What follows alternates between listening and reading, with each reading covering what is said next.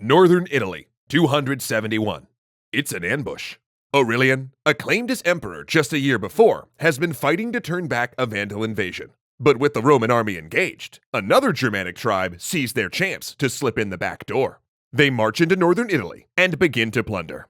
Alarmed, Aurelian races south, sending a demand ahead of him: surrender. But a messenger brings back their reply: challenge us and see how a free people can fight. Aurelian was definitely seeing it now. The barbarians had ambushed his army as they moved through a forest. Now, Roman soldiers were nearly unbeatable on an open field, but in this dense terrain, their ranks are broken and the men exhausted from the non-stop march. They flee with heavy casualties. And now, there is no force between the barbarians and Rome, a city up to this point considered so safe, it doesn't even have a defensive wall.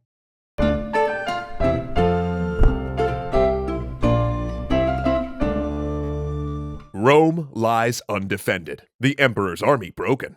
The rich retreat to their villas in the countryside, priests call on gods for protection and consult oracles, and panic grips the streets. But Aurelian is not a man so easily cowed. He rallies his armies, puts down 2 revolts against his authority, and sends them into a pursuit. The enemy is using the road network to march toward the capital. But here, the disciplined Roman troops move faster and overtake them. Aurelian pins the barbarians against the river, now on open ground that favors Roman tactics. And his attacks are so ferocious that when the barbarian force breaks, some flee into the river and drowned. For this, the Senate granted him the title Germanicus Maximus, the victor of Germania. And that was just the first time Aurelian saved Rome, and it would not be the last. In fact, Zoe, let's get that scoreboard in here. Here we go. All right, Aurelian won. Yeah. So where did this extraordinary guy come from? Well, we still don't totally know. In fact, a lot of things about his reign are still obscure, even what order events happened in. Born a peasant in what is now Serbia, or possibly the Balkans, Aurelian rose to the army during the 3rd century crisis, with the army eventually acclaiming him emperor when his old commanding officer, who had been emperor before him, died. He had to knock off the old emperor's brother first, of course. You know how these things go. But within months, Aurelian's rival was dead, and the Senate handed him the reins. Yet, unlike many of the short-term rulers of the crisis, Aurelian had a mission. He was going to reunite the empire. After defeating the barbarians' attempt at sacking Rome, he returned to the capital to enact a series of reforms, the first of which symbolic as well as practical. He built a defensive wall. Now technically, Rome already did have one, but it was 500 years old, erected when the city was much smaller, and in the intervening centuries, the capital had sprawled beyond it like water overflowing a basin.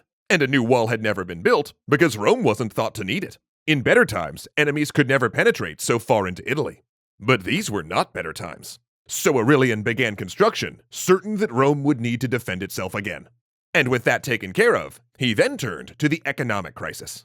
Remember last episode when we talked about how the gradual debasing of Roman currency had created a monetary crisis? That was only part of it.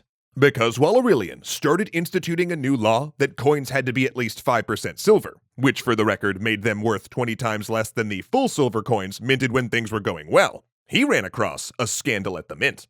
Corrupt employees were embezzling from the state by funneling some of the raw silver into their own pockets and debasing the currency even more.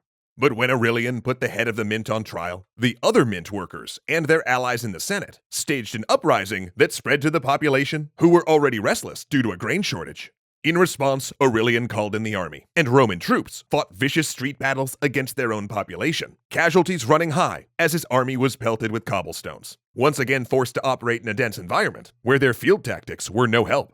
But in the end, he put down the revolt and reorganized the mint. Point Aurelian. That done, Aurelian marched into the Balkans, his home territory, to defeat an invasion of Goths. No, not those Goths, Nick. These Goths. Thus, the Senate gave him a new title of Gothicus Maximus, meaning, well, not that, but definitely another point on the board, Zoe. Then, he turned his attention to reunifying the fractured empire, which had split into 3 parts just before his reign began, large portions shearing off like an iceberg breaking apart. And of those parts, the Palmyrene Empire was the most worrisome. A decade before, Palmyra had been ruled by Odenathus, a king loyal to Rome who had saved the Eastern Empire from Sassanid invasion. But now that man was dead, and his wife Zenobia ruled on behalf of their young son. As Aurelian consolidated power, she too battled border raiders and rebels, bringing all of the East under her control while claiming to do so on behalf of Rome, though increasingly behaving like a separate empress. And then she invaded and occupied Egypt, which was a problem, since Egyptian grain sustained Rome, and if Aurelian moved against her, Zenobia could effectively starve the capital at a moment's notice. Remember that grain shortage during the Mint Revolt? Yeah, that was probably Zenobia. So Aurelian was not having it, partially because it was an affront to his rule, partially because he wanted to keep the empire whole, and partially because Rome was a misogynistic society who had a particular loathing for foreign queens. You know, like Cleopatra, the queen who also cut off Egyptian grain, and who Zenobia increasingly compared herself to in public. So yeah, Aurelian decided he would knock out Zenobia first. He dispatched a fleet to take back Egypt, and at the same time, marched into Palmyrene territory. In response, Zenobia dropped the act and officially declared the Palmyrene Empire independent, crowning herself empress and her son emperor.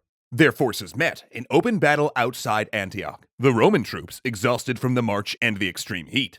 First came the infantry push. Palmyra's heavy cavalry smashed into the light Roman horsemen, driving them from the field in a pursuit. Seeing this, the Palmyrene general presses hard, sensing victory.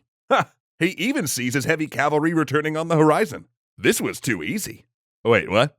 Oh, those weren't Palmyrene horsemen. The Roman cavalry's break had been a feint. Aurelian had ordered them to pretend to flee in order to tire out the heavier Palmyrene riders. Then, at an order, the Romans wheeled and reformed ranks, smashing into the now disordered enemy cavalry, and quickly approaching the enemy infantry. The Palmyrene general sounded retreat, knowing it was over. The next time the armies met, it was a replay. The Palmyrene cavalry falling for the trick again, and for Zenobia, there was nowhere to go. So she held out in Palmyra, weathering Aurelian's siege, until internal politics forced her to go on the run, and Aurelian caught her as she tried to cross a river into Persia. Though he killed most of her generals and advisors, Zenobia he spared and sent back to Rome. Palmyra too he left untouched, at least until he was eventually battling rebels in Egypt and found out the city once again revolted. Then he returned to flatten the place, pulling down its monuments and buildings. For this, the Senate named him Restitutor Orientis, Restorer of the East. And for that, another point for Aurelian. Now, he looked to the west, but the so-called Gallic Empire there would not be so difficult. Aurelian broke the rebel army in a single battle, taking its emperor Tetricus prisoner. In fact, the whole battle may have just been a diplomatic maneuver, a way to get close enough to Tetricus so the man who wanted to surrender but feared getting murdered by his captains could defect. Sneaky. Aurelian sent the disgraced former emperor on to Rome and then ordered the rest of the rebel army slaughtered. He'd done it. He defended the imperial borders and sewn the riven empire back together. And for this, the Senate named him Restitutor Orbis, Restorer of the World. And yeah, mark it up. When Aurelian returned to Rome, he celebrated a military triumph, a ceremony that was part religious and part victory march. In this grand parade, Aurelian's soldiers and servants displayed exotic beasts from faraway lands, prisoners from kingdoms that Italians were only dimly aware of, and handed out free grain and bread reclaimed from Egypt.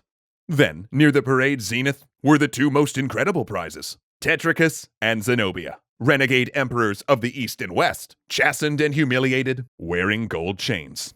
And finally came the emperor himself, mighty Aurelian, giving thanks to his personal deity, Sol Invictus, the unconquered sun. In 4 years, he had done what no other could, and within another year, he would be dead. Wait, really?